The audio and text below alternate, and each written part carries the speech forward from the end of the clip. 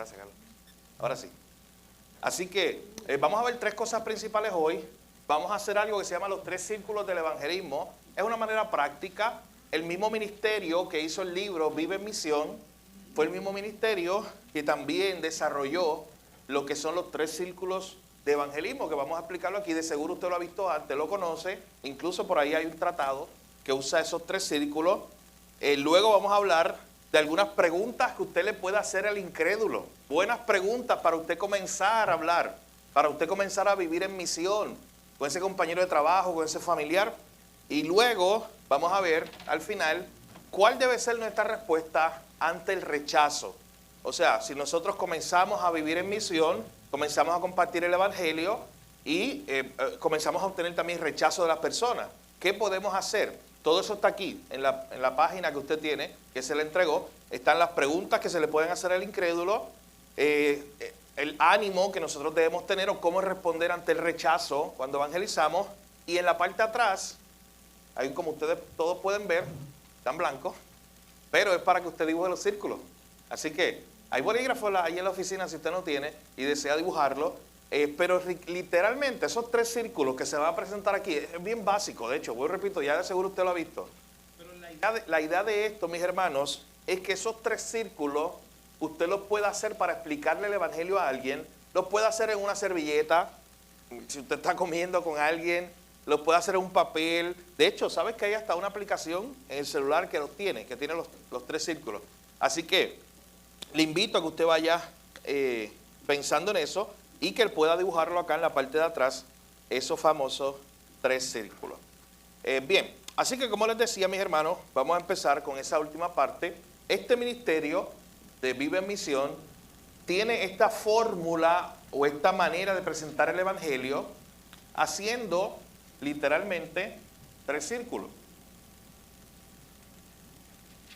Y en esos círculos ellos comienzan a pensar o hablar en 3 elementos importantes que deben estar cuando usted está predicando el evangelio. O sea, cuando usted quiere vivir en misión en su oficina, con su familia, cuando usted quiere comenzar a compartir el evangelio. Permítame retomar algo del domingo, la predicación. Cuando usted quiere comenzar a vivir su vida cristiana más allá del domingo. ¿Recuerda que hablamos de eso en la predicación? Que decíamos que el domingo o mi vida cristiana no se debe limitar a 4 canciones y un sermón. ¿Qué pasa cuando se acaba el sermón y yo salgo? ¿Cómo se ve mi vida cristiana? O mi vida cristiana solamente se ve aquí, con 4 canciones, 2 o 3, los hermanos alrededor y una predicación. ¿Cómo se ve mi vida cristiana? ¿Cómo es que yo comparto el evangelio en el día a día? ¿Cómo yo vivo mi fe en el día a día? Así que esto es una manera fácil que los autores han diseñado para usted compartir el evangelio. Ellos dicen, lo primero que nos dicen es que comencemos siempre hablando del diseño. Ese es el primer círculo, diseño. Y miren a qué él se refiere el autor. El autor lo que dice es, lo primero que tenemos que empezar a ver o a reconocer es el diseño de Dios en todas las cosas. Y comenzar a hablar cómo Dios es un Dios creador, un Dios perfecto, un Dios que con armonía y sabiduría creó todas las cosas. De hecho, usted sabe que lo primero que se nos presenta a Dios en la Biblia es eso. ¿Qué es lo primero? Cuando abres la Biblia de cero, cuando a un incrédulo tú le regalas una Biblia y tú le dices, oye, Walter, te di de incrédulo hoy.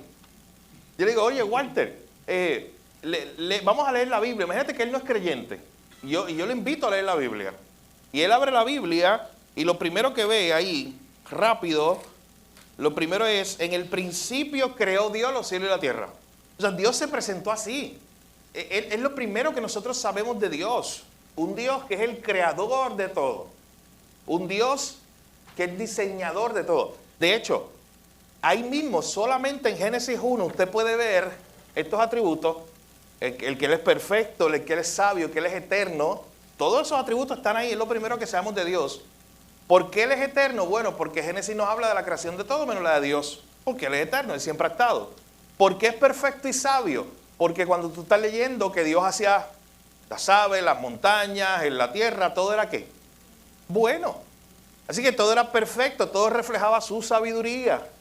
Y usted tiene muchos otros versos de la Biblia que nos ayudan a ver esa idea de un Dios que creó todas las cosas con sabiduría, que creó los cielos con su inteligencia. Así que lo primero que nos dicen estos autores que nosotros podemos comenzar a hablar es acerca del diseño de Dios.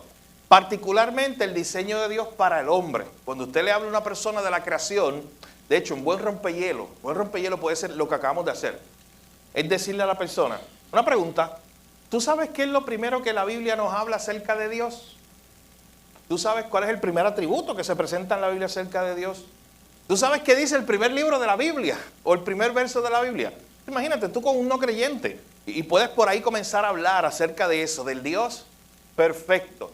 Tú puedes comenzar a hablar, miren, algo tan fácil. Un amanecer o un atardecer. Un paisaje bonito. Y usted comenzar a través de eso, los cielos cuentan la gloria de Dios. Usted puede simplemente utilizar la ilustración del pintor. Y usted le dice, oye, imagínate que en la oficina, mañana usted va a la oficina, en el trabajo, hay una pintura bien bonita allí pintada. Y usted la ve, y usted le dice a ese no creyente, oye, ¿quién pintó esto? Y esa persona te va a decir, mira, yo no sé, pero tuvo que haber sido un pintor, un autor, alguien que estuvo pintando y poniendo todas las cosas ahí en ese marco de una manera perfecta. No fue que alguien iba caminando con unas latas de pintura, se tropezó y de momento cayó allí un cuadro bien bonito, bien pintado, un paisaje. Eso es ilógico, eso no tiene sentido. Así que la persona ve ese cuadro y dice, pues que tuvo que haber un diseñador, un creador, alguien que lo hizo. Y tú empiezas hablando así, miren, de lo misterioso que es el ser humano, de que aún no nos entendemos a nosotros mismos, aún la ciencia no nos entiende del todo.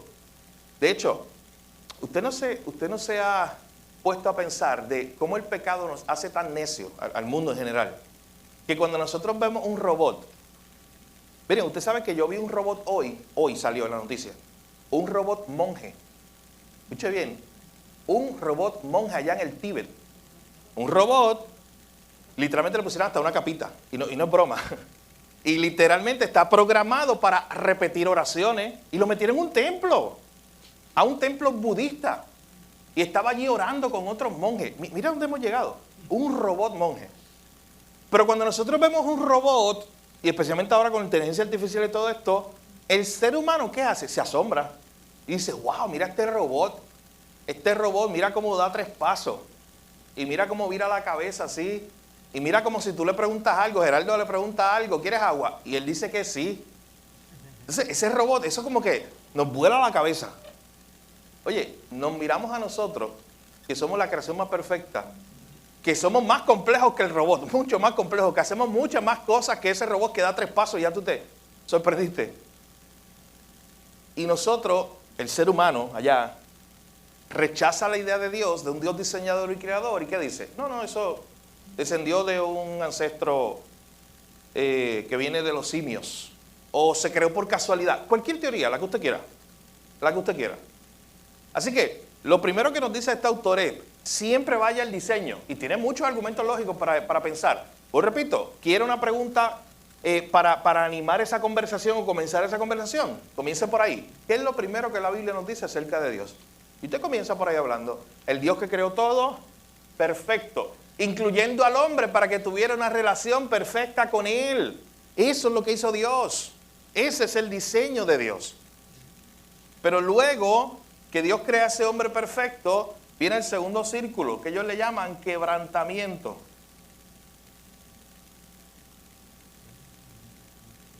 Y miren por qué le llaman quebrantamiento.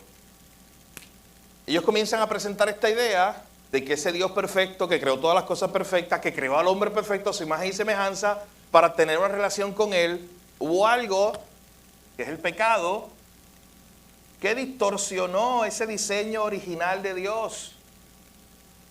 Ese diseño empezó a quedar distorsionado por el pecado. Así que algo se quebrantó, como que algo se rompió. Y ahora el hombre se convirtió en enemigo de Dios. Miren cómo la idea de estos autores para presentar el Evangelio con 3 círculos. Diseño, Dios creó todo perfecto. Quebrantamiento, algo pasó que se quebrantó esa relación entre un Dios perfecto y ahora el hombre pecador. De hecho, bajo ese punto, Miren, ya yo les di una aquí. Bajo el primer punto, usted puede hablar de los robots, de la inteligencia artificial, de una pintura que haya colgado en la pared, de tantas cosas. Para empezar de un amanecer o un atardecer, para empezar a decir, oye, esto tuvo que haberlo creado alguien y fue Dios, y Dios lo creó perfecto. Para hablar de este punto, ¿qué es el pecado? ¿Cómo usted podría comenzar a hablar como un rompehielos con un no creyente? Recuerden que este es el ejercicio que estamos haciendo, es un no creyente. Es usted viviendo en misión allí en su oficina, compartiendo con alguien, tratando de, en una servilleta allí en el almuerzo, hablar de esto. ¿Cómo usted podría hablar de ese segundo tema, del quebrantamiento, del pecado? ¿Dónde o cuál fue la falla? Todo estaba perfecto y yo le haría esta pregunta. De hecho, usted le puede decir, oye, sígueme la idea que yo te estoy trayendo. Dios creó todo perfecto, ok. Pero hoy, tú le preguntas a esa persona, ¿el mundo es perfecto? Hoy, ¿tú eres perfecto? ¿Yo soy perfecto? ¿Has llorado alguna vez? ¿Has sufrido alguna vez? ¿Has visto sufrimiento en el mundo? O sea, como que algo pasó en el mundo. Como que hubo un problema, ellos le llaman el quebrantamiento, algo se quebró. Y usted le dice, la Biblia le llama eso pecado.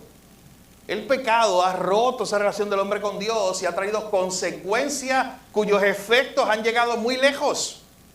Los efectos del pecado han llegado muy, muy lejos y todos estamos afectados por eso. De hecho, miren, tan fácil como vea las noticias del día y pregúntese, oye, ¿usted no ha visto a todas estas personas que se preguntan, ¿y por qué el mundo está tan malo? De hecho, hay gente que se hace una segunda pregunta. ¿Tendrá arreglo este mundo? ¿O ya no hay solución para todos estos problemas que tiene este mundo? Miren, es el Evangelio. Dios creó todo perfecto, algo se quebrantó, pero el tercer círculo, usted tiene que escribir esta palabra. Evangelio. Hay una sola manera en que lo que una vez fue perfecto y se quebrantó puede regresar a su diseño original. Una sola manera. ¿Y es quién? Jesús. Noten que son entonces 3 círculos que usted tiene que llevarlos para que al final el del centro conecte otra vez con el primero. Diseño de Dios. Todo fue perfecto. Algo pasó en que se quebrantó. Pero el Evangelio, las buenas noticias. Porque miren, alguien te puede estar siguiendo hasta ese punto. Y te puede estar afirmando incluso, sí, al principio las cosas eran perfectas. Sí, ahora, el problema es que ahora las cosas no son perfectas. Pero usted no lo deja ahí, porque esas son solo malas noticias. Usted ahora le presenta las buenas nuevas de salvación, que algo hizo Dios para tomar lo quebrantado y restaurarlo. Y ahí usted puede hablar de muchas cosas. De cómo Dios toma algo que estaba roto y lo restaura. Cómo Dios, otra vez, a través de Cristo, puede unir a un Dios santo y un hombre pecador. Cómo ahora podemos tener una relación con Él. Como decía Pablo, cómo ahora tenemos esperanza de volver al diseño original. Miren, hay otros autores que han utilizado el mismo diagrama o la misma idea, pero han utilizado las 3C. Bueno, no son 3C, son 2C. Creación, caída. Es lo mismo. Bueno, me gusta esa idea. Vamos a patentizar eso, Pablo. Aquí lo que le ponen es redención. Pero si usted quiere, claro, tenga las 3C. ¿A través de quién? Pone ahí Cristo. O consecuencias. No, porque arriba. Aquí puede poner consecuencias, en caída, sí, también. Así que, creación, caída, redención. A través de Cristo. Pero es la misma idea. Lo importante es que usted siga esos pasos lógicos a través de los cuales la Biblia nos lleva. Hermano, y esto usted lo puede hacer. Son 3 círculos que usted dibuja en la arena, en la servilleta, en cualquier lugar. Lo importante es apréndase la manera de usted presentarlo y sobre todas las cosas, más importante que esos 3 círculos, ¿sabe qué? Es los versos que lo sustentan. Sí. Es que usted pueda conocer su Biblia a tal punto que usted pueda llevar a esta persona a hablar sobre, empezando aquí, con Génesis 1.1, en la creación, cómo todo fue perfecto. Luego llevándolo a versos bíblicos que nos hablen de la caída y que nos hablen de los efectos de la caída. Que nos hablen de la muerte, de cómo la paga del pecado es muerte. Y luego llevarnos a esa esperanza del Evangelio, a esa restauración final de todas las cosas. Así que como usted ve ahí, mis hermanos, esto es un círculo, son 3 círculos que a la vez están conectados lógicamente. Es la idea de usted llevar a las personas paso a paso. Y usted empezar a hablar de un Dios creador que creó todo perfecto. En segundo lugar, algo pasó en esa creación perfecta, no por culpa de Dios, por culpa del hombre. Se rompió esa relación, ahora hay consecuencias del pecado. Y número 3, hay una esperanza que es el Evangelio. Como les dije, incluso en el celular hay una aplicación que tú puedes ir compartiéndolas con una persona. Tú las puedes compartir con una persona y ahí mismo van llenando los círculos. O sea, para tú compartir el Evangelio con la persona y la misma aplicación te va llenando estos círculos. Lo importante, pues repito, apréndase un esquema como este. De hecho, este no es el único. Este es el que nos proveen, el modelo que ellos nos proveen. Hay muchos otros diferentes. Pero lo importante, pues repito, que usted aprenda de una manera práctica, rápida, sencilla, de usted poder compartir el Evangelio en minutos con alguna persona. Si usted quiere vivir en misión, mi hermano, y vamos a verlo ahora en este papel, usted tiene que estar preparado. Usted tiene que estar listo todo el tiempo. Si usted es un pescador que va a tirar las redes, tiene que estar siempre listo con su equipo de trabajo para tirar las redes efectivamente. Así que eso es lo primero que queríamos ver hoy, es cómo estos autores, los mismos autores que nos publicaron el libro que leímos en esta clase, nos presentan esta manera sencilla de compartir el Evangelio. Bien, en segundo lugar, lo segundo que queríamos ver hoy es una guía de preguntas que usted tiene ahí en su hoja y son preguntas que podría hacerle a los incrédulos. Esto es como una hoja de práctica para que cuando usted comience a vivir en misión y si usted quiere comenzar a compartirle el Evangelio de esta u otra forma, estos son como rompehielos, si usted quiere verlo. Y de hecho, quiero que hagamos este ejercicio. Miren, mientras nosotros vamos contestando estas preguntas, todas aparte de la primera, que la primera es como un rompehielo básico de conocer la persona. Todas las demás preguntas, vamos a hacer este ejercicio. Piense por un momento en cómo posiblemente un incrédulo la respondería, pero cómo un creyente la respondería. O sea, ¿qué respuesta me daría el incrédulo y qué respuesta le podría dar yo? Así que vamos a hacer este ejercicio. Miren, la primera pregunta es ¿cuánto tiempo has vivido aquí? ¿Qué haces el fin de semana? Eso es como una pregunta personal, rompehielo para conocer la persona. Pero miren esta segunda en adelante. ¿Alguna vez has visitado una iglesia? Una pregunta básica. Vamos a hacer el ejercicio conmigo, yo soy el incrédulo. ¿Alguna vez has visitado una iglesia? Y yo te digo, no, nunca he visitado una iglesia. Nunca en mi vida he pisado una iglesia. ¿Cuál es tu respuesta? Hermano, llegamos hoy a la práctica, así que todos ustedes los que necesito que hablen hoy. ¿Cuál es tu respuesta a eso? O sea, tú me preguntas, ¿alguna vez has ido a una iglesia? Y yo te digo, no, yo nunca he visitado una iglesia. ¿Qué tú haces? ¿Vas a la próxima pregunta? ¿O qué me dirías en ese momento? ¿Cuál podría ser tu respuesta? Recuerde, soy un incrédulo, no me lleves rápido ahí casi Apocalipsis, que yo no sé ni qué es Apocalipsis. Yo tengo una, me gusta tu respuesta, pero me gusta tu sinceridad. Y empezamos por ahí. ¿Está buena? ¿Está bien? Sí, para que vaya llegando. Sí, así es. Aceptando. Me gusta tu honestidad. Claro. ¿Qué más? ¿Estás muerto? Vaya a ver. No. ¿Qué más? Ante esa primera pregunta, repito, un incrédulo, o sea, no espere que te conteste una respuesta buena. Si es un incrédulo, ¿qué tú esperas de incrédulo? Incrédulo. O sea, ¿alguna vez has visitado la iglesia? Y te digo, no, nunca he ido a la iglesia. Estoy esperando una respuesta, a ver si alguien me la da. Básica. La básica, ¿cuál usted le daría? ¿Por qué?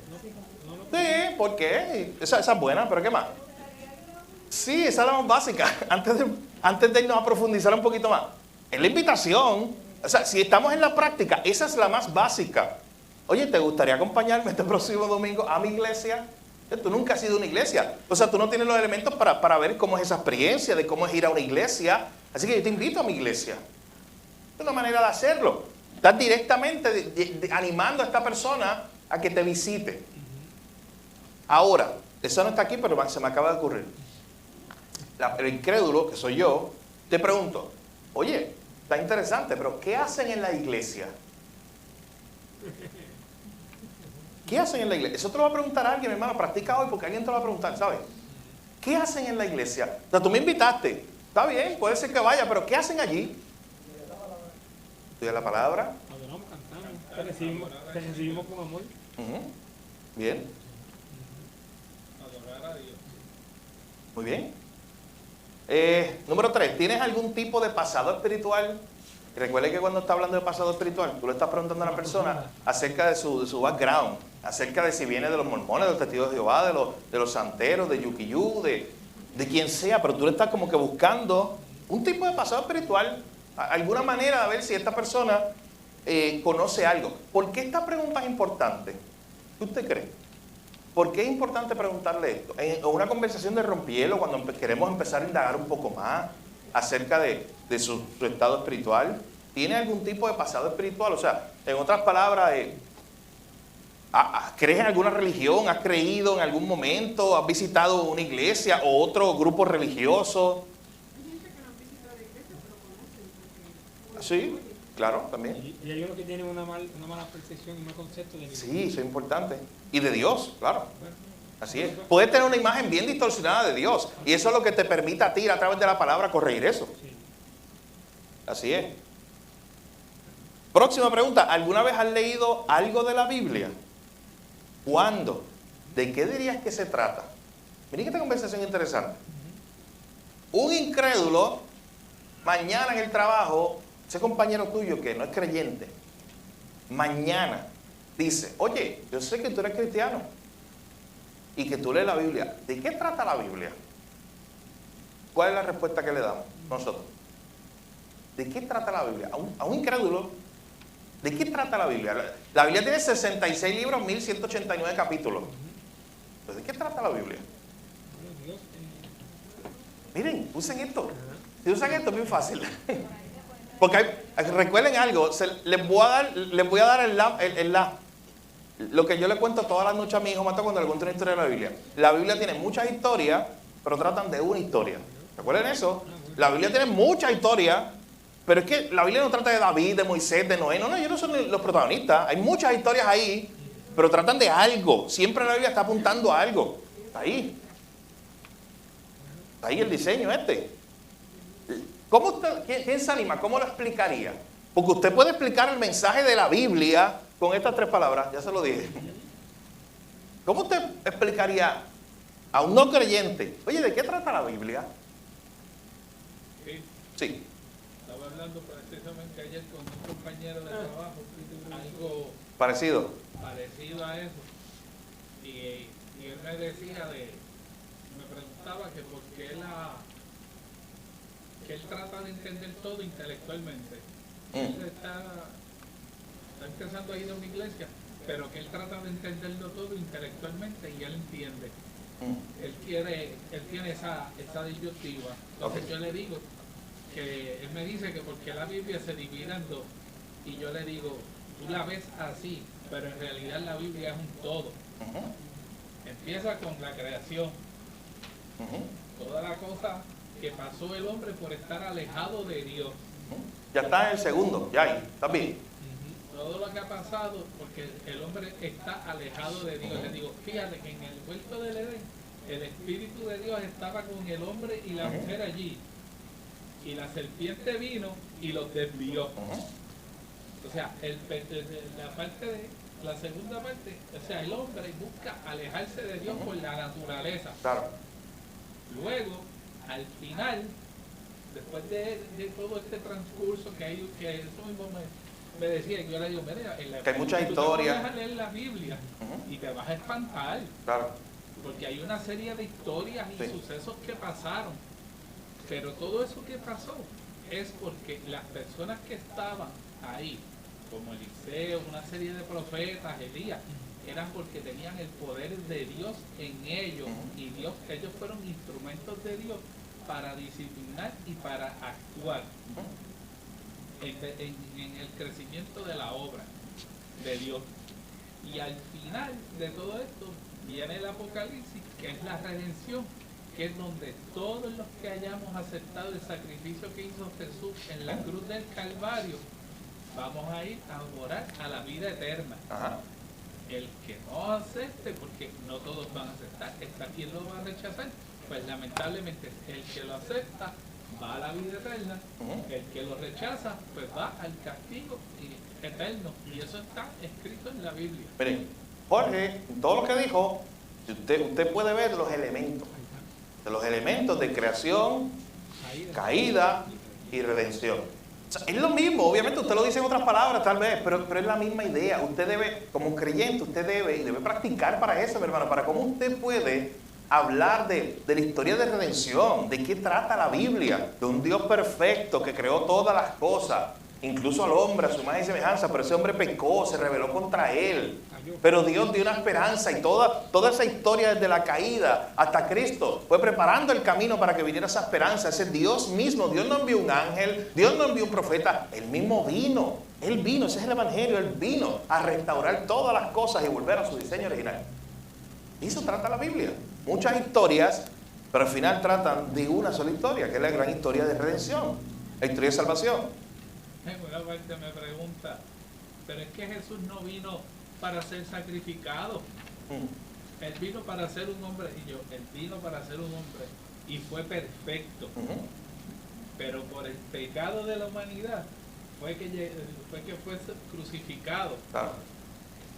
Pero que era de la única forma que íbamos a tener la redención. Era el medio. El perdón de los pecados. Toda la historia del Antiguo Testamento fue preparando eso, el Cordero Perfecto. Cuando Juan el Bautista dice, llegó, por fin llegó, el gran esperado. De hecho, ahora que hablaba también Jorge de algo, de que en la Biblia hay muchas, decirle a un incrédulo, que en la Biblia hay muchas historias difíciles. Mire, ¿usted ha leído el libro de los jueces? Está difícil. Las cosas que usted encuentra en el libro de los jueces. Pero noten algo, la gente lo puede criticar de afuera, oye, pero tiempo. ¿Sabes qué está haciendo el libro de los jueces? Lo dice al inicio del libro y lo dice al final del libro. Que esas cosas que pasaron allí, ¿sabes cuándo pasaron? ¿Alguien se acuerda? ¿Cuándo pasaron esas cosas? ¿Cómo era el contexto en esa época? El pueblo estaba alejado de Dios. Y lo dice al principio y lo repite casi al final. Y dice claramente, el pueblo hacía lo que bien le parecía. Entonces, tú tienes el libro de jueces como un libro descriptivo. De hecho, al contrario, puede ser un buen argumento para ti y para mí. Decir, ¿tú quieres ver algo de lo que es capaz el hombre cuando se aleja de Dios? Oye, vamos al libro de jueces. Yo no le tengo miedo al libro de jueces. Vamos ahí para que veamos lo que es capaz el hombre cuando se aleja de Dios. Cómo el hombre es capaz de hacer eso y cosas peores. Así que incluso el libro de los jueces es un buen libro que nos ayuda a pensar en la capacidad pecaminosa del hombre que se aleja de Dios. Inclusive, le di el ejemplo de Moisés. Le digo, ¿tú has oído hablar de Moisés? Sí, yo he oído hablar de Moisés. Que tú sabes que él sacó al pueblo de Israel y lo llevó por una serie. Y tú sabes que nadie sabe dónde está el cuerpo de Moisés. El Señor lo sacó y nadie sabe dónde él murió y dónde, porque Moisés fue un instrumento de Dios y el hombre es capaz de que, y pretendían después adorar a Moisés. Sí. Y Moisés fue un instrumento que Dios utilizó. Simplemente, por eso nadie. simplemente eso, así es. Porque el hombre no iba a adorar en nuestra Pecaminosidad. en la pecaminosidad. No aceptamos algo que no vemos, pero ven una persona que hace esos prodigios, esas cosas, y no piensan que es un instrumento de Dios, van a pensar que es esa persona. Sí. Eso muestra el corazón incrédulo de nosotros. Así es. Así que hay maneras aquí de explicar esto. La historia general de la Biblia, ¿de qué trata la Biblia? Un incrédulo te pregunta, usa el mismo círculo. Es una forma fácil de acordarte. Miren otras preguntas. Si pudieras hacerle cualquier pregunta a Dios, ¿cuál sería? Eso está interesante, tú preguntarle eso a un incrédulo. Si pudieras hacerle cualquier pregunta a Dios, ¿cuál sería?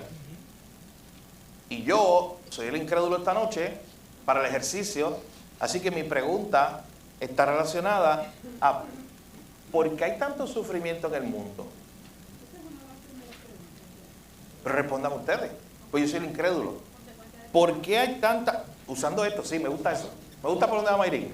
Usando esto, llévalo al círculo.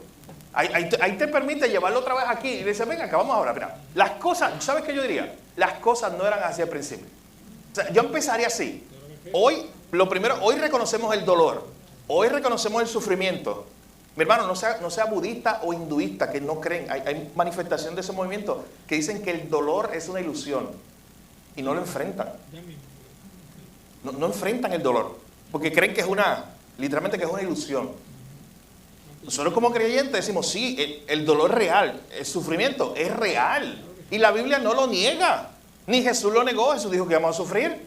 Jesús, miren, Jesús es un salvador sufriente, ese es el subtítulo. Nuestro salvador. Él trajo la salvación a través del sufrimiento y nos dijo que en este mundo íbamos a sufrir. Pero miren cómo yo lo conectaría por donde va Mayrín. Con este mismo círculo, a esa persona yo empezaría diciendo, sí, ¿sabes qué? No, el mundo está lleno de sufrimiento, tu vida y la mía está llena de sufrimiento. Pero quiero decirte que en el inicio, miren, diseño, creación, no fue así. Y ya con esto le estoy llevando a pensar, ¿es culpa de quién entonces al final? Todo comenzó con un Dios tirano que dijo, mira, esa gente está bien contenta, les voy a enviar un rayo para que sufran. ¿Así empezó la historia del Génesis? No, mi hermano. Fue al contrario, un Dios que estaba deleitándose con su creación para que le alabara y lo glorificara. Y sin embargo, su creación le dijo, no te queremos más. Eso es lo que hizo Adán y Eva. No queremos tu palabra. Y empezaron ellos a sufrir las consecuencias de ese pecado. Y ahí entonces, después que usted empiece con el diseño y decirle, no fue así en el inicio. De hecho, miren cómo con esto yo lo explico. No fue así en el inicio. En lo que estamos sufriendo hoy es a causa de la caída, pero no lo dejáis tampoco. ¿Sabes qué le dice? Oye, hay una esperanza final. La Biblia dice en el último libro de la Biblia que llegará el día donde no habrá llanto, no habrá dolor, no habrá sufrimiento. Y usted lo lleva aquí, redención, por algo que hizo Cristo, porque todo vuelve al diseño original. Miren como usted, esta pregunta del sufrimiento, que es complicada y puede tener muchas manifestaciones, pero en una forma general, usted la lleva aquí. No era el diseño de Dios original, es por la caída del hombre que hoy enfrentamos el sufrimiento, pero hay esperanza. Y ahí usted le puede presentar la única esperanza en medio del sufrimiento, es Cristo. El único que nos guía y nos da esperanza aún más allá de la muerte. Así que si pudieras hacerle cualquier pregunta a Dios, ¿cuál sería? Ahí un crédulo podría tirar alguna de esas preguntas. Miren esta próxima, qué interesante. Si Dios pudiera hacerte una pregunta, ¿cuál sería? ¿Qué usted cree que un incrédulo diría a esta pregunta? Si Dios pudiera hacerte una pregunta, ¿cuál sería? Yo tengo una en la mente, pero piense usted. Un incrédulo, y tú le haces esta pregunta, tú estás evangelizando, hablando con él, y le dice, oye, si Dios existiera, porque acuérdate, hay que asumir que él no cree tal vez que Dios exista, pero si Dios existiera, y pudiera hacerte una pregunta a ti, ¿cuál tú crees que esa sería la pregunta que él te haría? Si existe Dios y existe un cielo, ¿cuál tú dijiste? Esa es interesante. ¿Por qué no crees en mí? ¿Qué más? ¿Cómo es tu relación conmigo? ¿Cómo es tu relación conmigo? Y le dices al no creyente de que vamos a suponer que existe un Dios y que existe un cielo. Y ese Dios te pregunta, ¿por qué tú debes entrar aquí? ¿O qué mérito tú traes para estar aquí? ¿O quién te invitó para estar aquí? Yo hablo con muchos y no han podido contestar para qué. Ajá. ¿Dónde tú pasarías a morar ahora si tú mueres en este momento? Yo no sé. Sí. Y lo llevas. Claro, no tiene la seguridad. Me ha pasado literalmente con muchos viejitos allí y los llevo a Cristo y dicen amén, lo acepto. Sí. Tremendo. Pero tiene respuesta. Sí. Estar delante de Dios, de un Dios santo, y no estar cubiertos por Cristo, no tener el que tiene la invitación, el que tiene la llave. El sello, Miren, me encanta la Biblia que describe a Cristo como el que tiene la llave. ¿Sabes qué dice? Porque el que tiene la autoridad. La autoridad de todo, sobre la muerte, sobre el pecado, sobre todas las cosas. Es el que da el permiso, el que da acceso. Sin ese. En tu opinión, ¿qué crees que lleva a una persona a tener una relación con Dios? Esa te la contestas rápido, pastor. Cortarlo bien. Sí. Probablemente esa es su respuesta. Cortarlo bien. ¿Qué crees que le sucede a una persona cuando muere? ¿Qué diría el incrédulo? Recuerden, ¿no? O sea, sé que esto es un ejercicio un poquito más complicado porque ya automáticamente tú y yo queremos contestar como cristianos. Pero el ejercicio es pensar qué diría un incrédulo para nosotros poder tener la respuesta para eso. No saben. Muy bueno. No, pero muchos no saben, se asustan. Algunos sí. Muchos no saben. Que recen por mis 7 días. ¿Qué cree que sucede a una persona cuando muere? ¿Sí? La pasada pasó, que Jesús me vino acá para que tenga misericordia de mí. Claro. Si murieras esta noche y te enfrentas a Dios y Él te dijera, ¿por qué debería dejarte entrar en mi presencia por toda la eternidad? ¿Qué le dirías? Lo que decíamos ahorita. Porque fui bueno, porque hice esto, porque mi abuela era mi amigo. yo soy más bueno que aquel, hacer como el fariseo que Sí, Hice mucha obra, no conté. yo fui más bueno que mi vecino. yo no cobro. Así es. Ayudó a todo el mundo. Ante esa pregunta de qué crees que le sucede a una persona cuando muere, yo estaba hablando con el pastor Ricardo hace poco, que yo escuché a alguien recientemente hablar de eso y decir que el alma de la persona vaga. Vaga. Lo creen. En el limbo. Sí, vaga, o sea, me refiero, se queda como divagando por ahí. Y hay que ayudarla. En espera, Sí, sí, eso es. Y hay que ayudar a esta alma para traerla para que yo. para que llegue. Literalmente el concepto es, vamos a orar por esta persona para que llegue, porque es que su alma está por ahí. De hecho, literalmente la persona donde yo estaba dijo, está perdida, no sabe llegar. O sea, su alma no sabe llegar. Entonces, claro, es por eso, sí. Pero tú comparas eso, con la esperanza de Cristo, que te dice, oye, era aquel que murió, resucitó, o sea, venció la muerte, y ese es el que te lleva seguro a Él, al Padre. Yo soy el camino, la verdad y la vida, nadie viene al Padre sino por mí. O sea, Él te da la esperanza. El creyente tiene la esperanza tan grande que dice, no, mi alma no va a estar vagando por ahí buscando dónde llegar. No, es que ya encontró en Cristo cómo llegar. Y si ya está en Cristo, ya sabe cómo llegar porque Él la va a llevar. Esa es la esperanza del Evangelio. Hermano, perdóname, pero no hubiera ninguna esperanza si usted cree que usted muere hoy y su alma va por ahí a algún lugar esperando que alguien se apiade de usted y ore por usted. Y si no oran por mí, se quedará por ahí. O sea, noten esto, mi salvación va a depender entonces de la obra humana de otro, en vez de reconfortarte en esa hermosa idea de que mi salvación depende de una sola obra, y fue la de Cristo. Una vez y para siempre abrió el camino, lo dice Hebreo. Él una vez y para siempre. Noten otras preguntas que se le hacen a un incrédulo. ¿Has oído hablar de Jesús? ¿Qué has oído acerca de Él? ¿Qué sabes acerca de Jesús, acerca de su muerte en la cruz? ¿Qué crees que Jesús quiere que haga la gente? ¿Alguna vez alguien te ha mostrado en la Biblia quién es Jesús y qué quiere de nosotros? Y ese es el momento perfecto para entonces tú abrir tu Biblia con esa persona y decirle, oye, vamos a leer juntos. Yo te invito, nunca has leído la Biblia, no sabes qué dice la Biblia acerca de Jesús, porque quizá, mi hermano, hay mucha gente por ahí que ha escuchado de Jesús, obviamente un Jesús distorsionado, pero nunca se han sentado a leer un evangelio. Mire, yo recuerdo cuando yo estaba en la católica estudiando la clase de religión, hace poco, para mí fue muy interesante esta idea de uno de los días que estábamos en examen de todo, pero era una clase, era yo creo que la más básica de todas. Una clase como de religión que el programa de la católica da. Y todo el mundo tiene que tomarla como requisito. Y yo recuerdo que literalmente en el examen algunas de las cosas eran básicas, como que, oye, el Pentateuco, pues, los primeros 5 libros de la Biblia, Génesis, Éxodo, Levítico, Números, Deuteronomio. Había otra pregunta de, como un escoge, es una universidad. Decía, escoge no, perdón, era como llena blanco. Decía, nombra los 4 evangelios. Y para los creyentes que estábamos allí fue un paseíto esa clase, mi hermano. Pero ¿sabes qué les digo? Yo estaba allí con compañeros de estudio y estudiábamos juntos a veces, rompiéndose la cabeza. Es que nunca literalmente habían abierto una Biblia. ¿Quién no sabe quién es Mateo, quién es Marco, quién es Lucas, quién es Juan? ¿Quiénes son esa gente? Así, mi hermano. No saben, no tienen idea. O sea, si no tienen idea de dónde están las historias de Jesús, menos ellos se han sentado a leer la historia de Jesús. Nunca se han sentado a leer la historia de Jesús. Y escuchan de Jesús y tienen una información de Jesús bien vaga de lo que por ahí han dicho de Jesús. Pero tú confrontas a la persona y le dices, oye, pero tú has leído, porque para tú tener una opinión de algo, honestamente, a un aspecto intelectual, honestidad intelectual, tienes que leer primero, léelo para que tenga una opinión acerca de esto.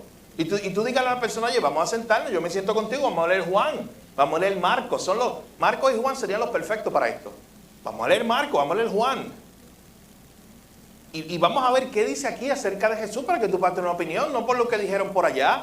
Vamos a ver quién es Jesús. Así que una buena manera de usted empezar a conectar con las personas. Bien, la última parte, estas son como unas preguntas guía. La última parte son 5 estímulos contra el rechazo. O sea, obviamente sabemos que Cristo nos envía como a ovejas en medio de lobos, como él mismo dijo, que vamos a ser rechazados, que cuando usted empieza a hablar por aquí del diseño, alguien le va a cuestionar. Alguien le va a decir, no, ya no quiero hablar. Alguien va a decir, no, yo no creo en eso. Alguien va a decir, sigue, miren, el pecado nos hace tan necios que alguien va a querer seguir diciendo, sí, pero es que yo prefiero creer que el mundo se creó por una explosión. Yo prefiero, aunque no tenga mucho sentido, yo prefiero creer eso a que hay un Dios. Oye, porque si hay un Dios, yo tengo que rendirle cuentas a Él y yo no quiero eso. Así que al final de cuentas, esta gente que rechaza a Dios no es por un aspecto intelectual, es un aspecto moral. Es porque no quiero que haya un Dios, porque si hay un Dios, yo tengo que rendirle mi vida a Él y cuentas a Él. Y tengo que vivir mi vida según lo que diga Él y yo no quiero eso como ser humano. Así que te pueden rechazar. Pero miren estos 5 principios para terminar que nos da el autor, para nosotros animarnos aún en medio del rechazo. En primer lugar, el autor nos dice, oye, ten consuelo, consuélate en las palabras del Señor.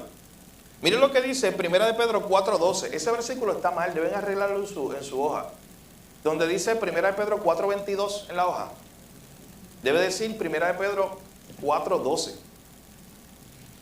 Ahí dice lo siguiente, en 1 Pedro 4:12, amados, no se sorprendan del fuego de prueba que os ha sobrevenido, como si alguna cosa extraña os aconteciese, sino gozaos por cuanto sois participantes de los padecimientos de Cristo.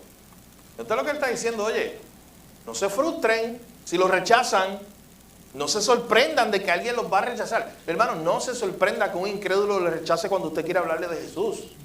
No se sorprenda que un incrédulo no sepa contestar estas cosas o no quiera hablar de esto. Pues si es incrédulo, él no quiere, hay una lucha espiritual real en su vida.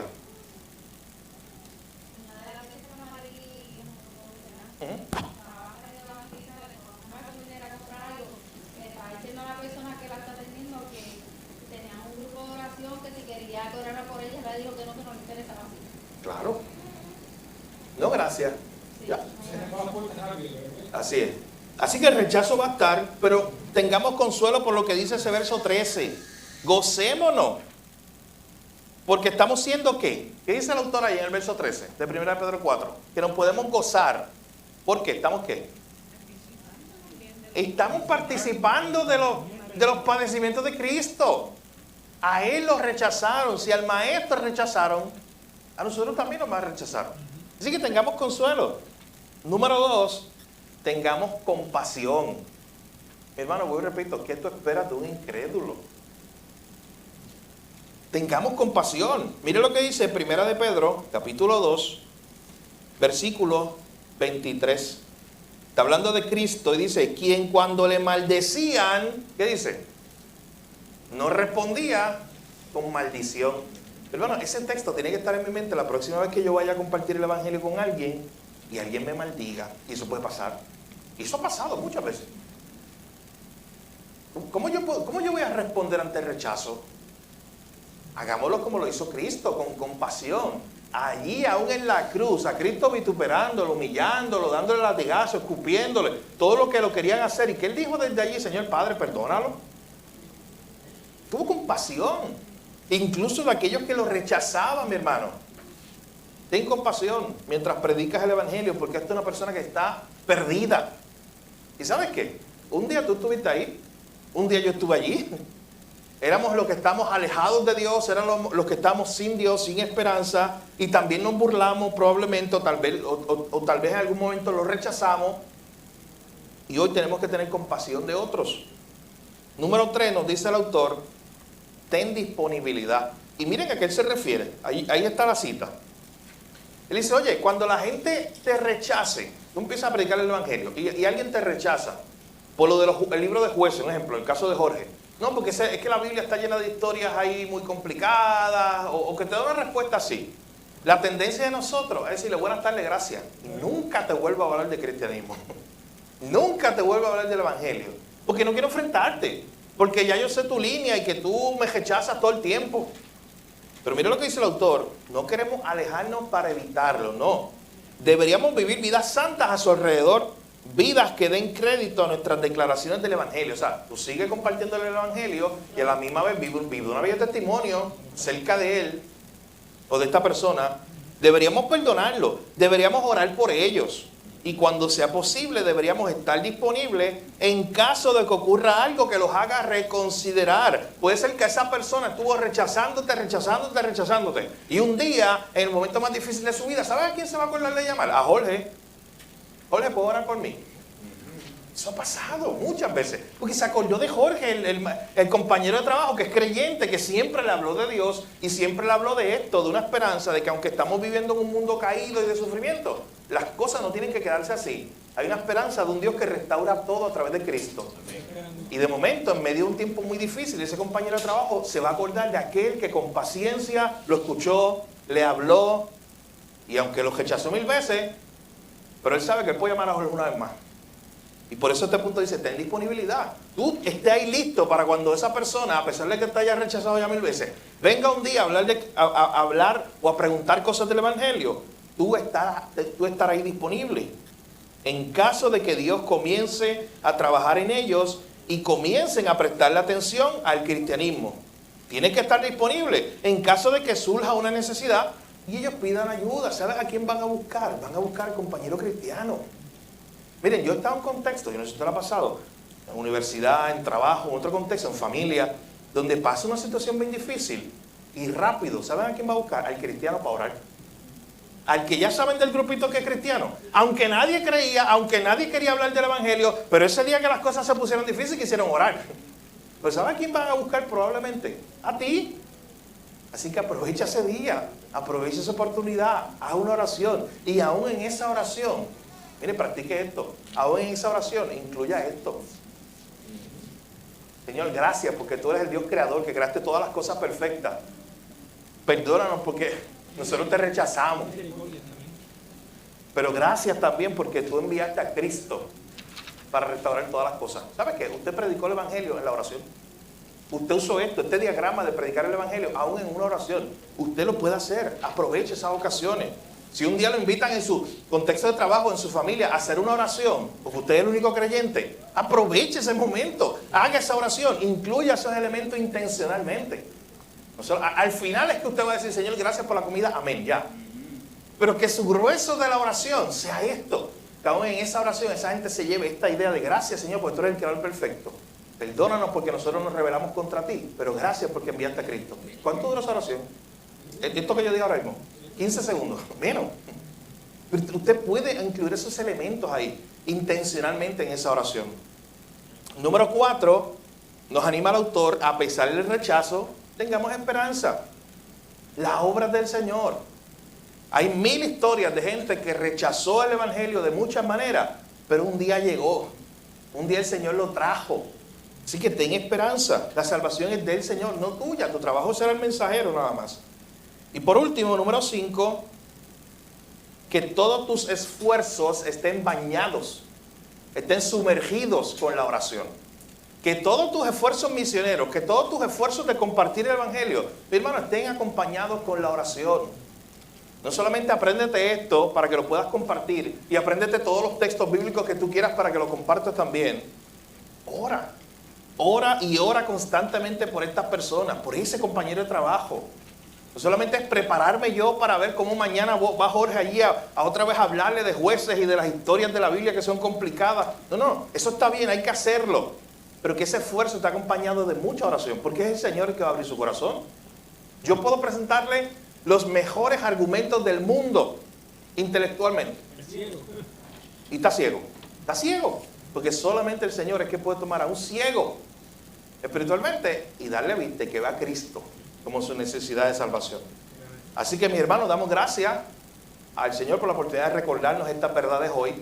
Recuerden este modelo, es muy fácil, es una forma de ustedes simplemente aprendérselo y empezar a compartirlo con otros. Tienen ahí algunas preguntas aquí, usted puede añadir otras más, pero son como preguntas con las cuales usted puede romper el hielo y comenzar a tener buenas conversaciones con personas cercanas a usted. Y al final, aun cuando nos rechace, sigamos firmes, estando disponibles para ellos, compartiéndoles el Evangelio, teniendo esperanza, siendo constantes en la oración, sabiendo que al final la obra es del Señor. Así que si el Señor lo permite, el próximo miércoles nosotros comenzamos la introducción del libro Antes de abrir tu Biblia. El libro llega el martes, así que mismo miércoles, si el Señor lo permite, se le va a entregar para que si usted se prepare ya para la próxima semana el capítulo 1. Así que el próximo miércoles es la introducción del nuevo libro que estaremos estudiando. La clase trata, como dice el título del libro, Antes de abrir tu Biblia, de cómo prepararnos y qué herramientas podemos tener para estudiar mejor la palabra de Dios, para prepararnos mejor y cada vez tener un mejor entendimiento de la palabra. Así que eso es lo que estaremos estudiando para las próximas semanas. Vamos a orar, permítame orar para terminar esta parte. Padre, gracias por tu palabra, gracias por este tiempo juntos, Señor, donde pudimos recordar tu evangelio, recordar esa hermosa historia, Señor. No lo hacemos meramente como un ejercicio, sino que genuinamente estamos recordando que tú eres el Dios creador perfecto, que creaste todas las cosas perfectas para tu gloria, Señor. Pero nosotros fuimos los que nos rebelamos contra ti. Nosotros fuimos los que hemos pecado contra ti, hemos quebrantado, Señor, todas las cosas a través del pecado. Pero hoy te damos gracias una vez más por la esperanza que tenemos en Cristo. Gracias porque Él es el restaurador de todas las cosas. Gracias porque a través de Cristo el sufrimiento se acaba, la muerte se acaba y todas las cosas son hechas nuevas por medio de Cristo. Señor, gracias por este glorioso mensaje de salvación. Danos sabiduría para compartirlo con otros. Permítanos vivir en misión donde quiera que estén nuestros pies, Señor. Que podamos compartir tu evangelio. Que podamos tener buenas conversaciones con incrédulos como practicamos hoy también, Señor. Y que estas personas puedan conocerte a ti, Señor. Yo te pido por mis hermanos hoy. Tú conoces esas personas no creyentes que mañana estarán con ellos en sus trabajos, con sus familias, Señor. Yo te pido que tú nos des las herramientas, la sabiduría para poder hablar, tener conversaciones que apunten a ti, que muestren la necesidad de salvación y cómo Cristo satisface esa necesidad, Señor. Padre, gracias te damos por este tiempo, esta enseñanza. Permite que la apliquemos en nuestra vida y en nuestros corazones. Te lo pedimos todo en el nombre de Jesús. Amén.